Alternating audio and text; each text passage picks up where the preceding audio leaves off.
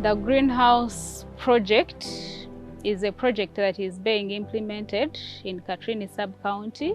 How it comes up is through our programming, we implement integrated farm plan approach, where we work with farmers to build their capacity to do agriculture as a business. As we implemented with the farmers in the different activities, we realized that basically they were doing agriculture at family level. It was basically subsistent. So we needed to build their capacity to be more diverse, but also to encourage them to do it as a business.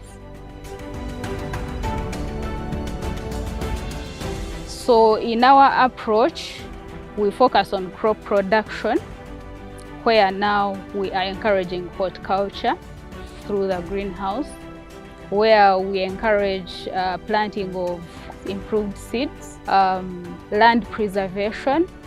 We started with a nursery establishment training, whereby we have trained 40 farmers how to raise the seed using trays and pit moss. And right now, they have planted tomatoes and cabbages. And also we have taken them through on the crop management, on how to manage those tomatoes, how to transplant them, how to add organic manure, how to mulch, how to prune, and how to identify the pests and diseases that affect the cabbage or the vegetables at large. And from this project, we expect the farmers to replicate the project to their homes, because in our PIP approach, which I called the Integrated Farm Plan, our overall goal is about the well-being of the child in each family. We are using irrigation system that supplies water throughout, so that the crops get water supply throughout even the dry season. The project is important for the community because in our place here we are at a hot area. We don't have enough rain here.